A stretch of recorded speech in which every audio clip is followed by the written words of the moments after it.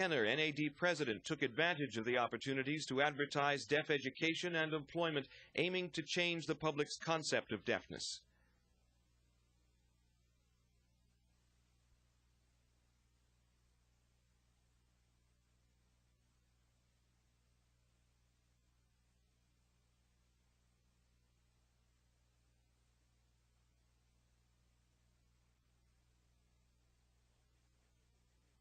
Marcus Kenner recruited theatrical stars and radio personalities.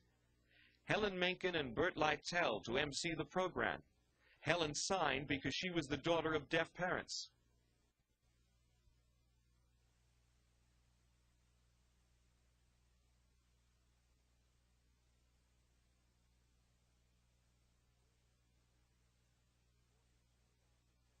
More than 2,000 deaf people attended, including students from the different New York schools for the deaf, Fanwood, Lexington, and St. Joseph's. All the schools showed off their special talents. Fanwood's cadet band and provisional band marched onto the stage in time to music, and then performed a silent military drill. Girls of Lexington and St. Joseph's acted and danced across the stage. Burt and Helen demonstrated the various vocations taught at schools for the deaf and told the audience that deaf people were often complimented for their skilled accomplishments. As NAD Day approached the twilight hours, the church choir of the deaf brought NAD Day to a close with an emotional performance of the Star-Spangled Banner.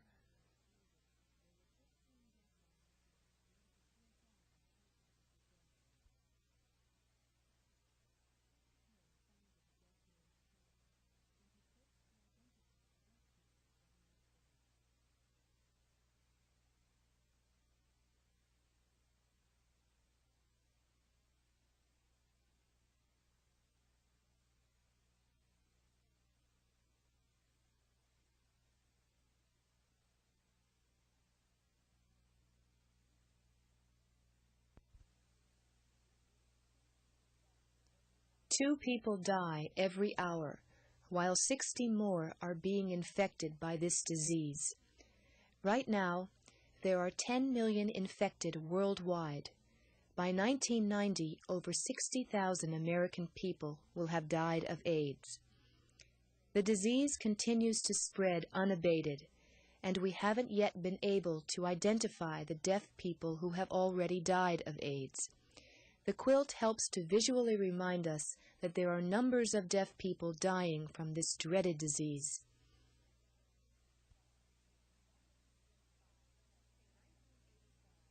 In 1985, the San Francisco Department of Health announced that a new epidemic had now killed 1,000 San Franciscans. That rainy night, hundreds of people marched, carrying signs with the names of people they knew who had died from AIDS. Cleve Jones was there for the victims who were his friends and neighbors. En masse, they filed to the Federal Building and covered the entire front wall with their signs. Cleve studied this patchwork of names. And as I was looking at this patchwork of names, I said to myself, it looks like a quilt. And when I said the word quilt, I thought of my grandmother and my great-grandmother. And then I thought, this is the right symbol to match with this disease that's killing homosexuals and black people and drug addicts. People that maybe we don't want to look at or think about. So this gives them a way that they can see and understand that these were people much like them.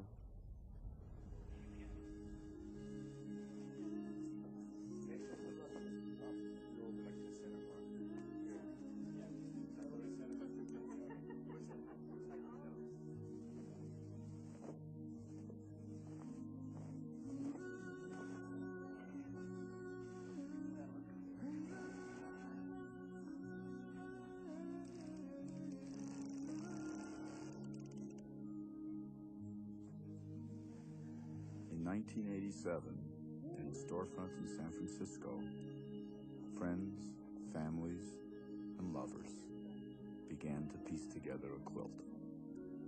they would soon be joined by tens of thousands of people from across the country, remembering loved ones lost to AIDS.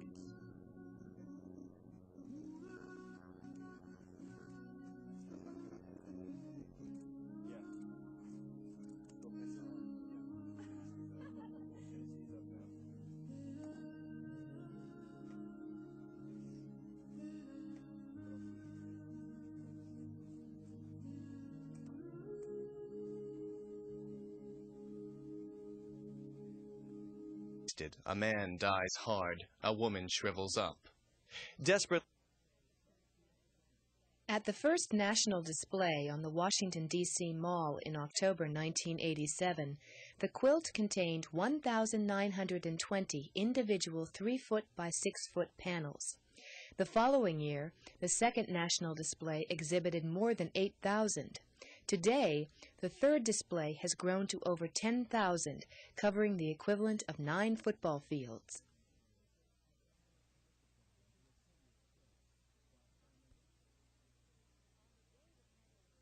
On the day the panels were unfolded, there were 14 deaf volunteers out of the 4,000 helping at the ceremony.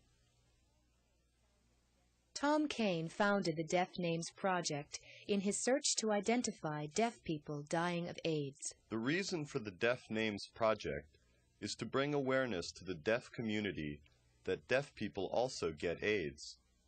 At the same time, we want to remember the talents of many of these well-known deaf people and to express our heartfelt condolences.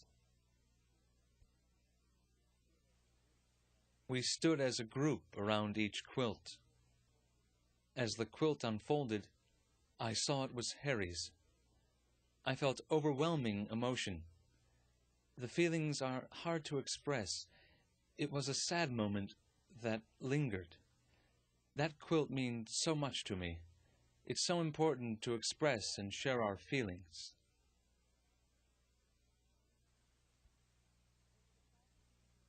Over the past 2 years, I have looked at the quilt of people who died of AIDS. The next year, the number of deaf people increased and more continue to die. I was amazed and hurt when I counted almost 60 quilts. Almost all of them I knew.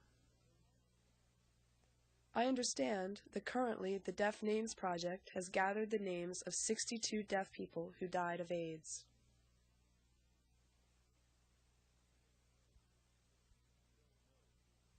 We don't know whose quilt is in the box. When we take it out, a lump rises in our throat. We carefully unfold the quilt and carry it to its place, not wanting to look at the name. There are so many names of deaf and hearing people. It's such a waste. We open one quilt at a time. It's painfully retching, but we're determined to stick with the task. So many lives, personalities, family members.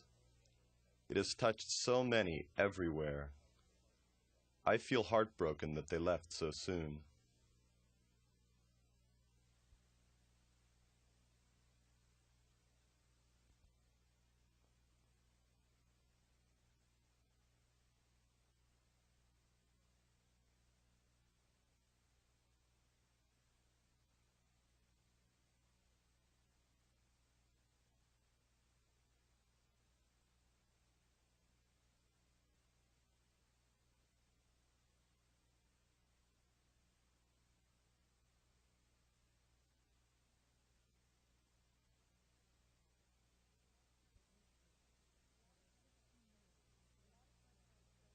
A lot of my friends don't believe deaf people die of AIDS.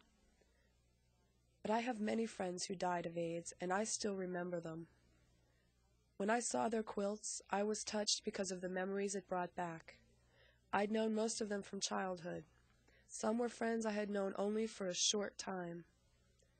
I still feel so close to them. I guess I'll always miss them. I first met Harry in Dallas, Texas.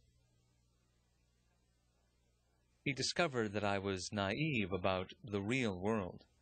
I was already very curious to explore the special world. He cautioned me about the real world. He took the time to help me understand my feelings. He was like my uncle. He took care of me because we were deaf, and I had grown up in a hearing family. I had known John since we were children. I was probably 2 or 3 years old. He was ahead of me, being 1 year older. Even though we were in different classes, we saw each other at recess and lunchtime, on the playground. We rode the same bus. We lived in the valley in California. I'll always remember him as a very good friend. I really missed Harry, and so I was glad about the quilt project. It was something that I could make for someone who was gone, so I decided to make a quilt that reminded me of him when he was alive. That's what I feel the quilt represents to me.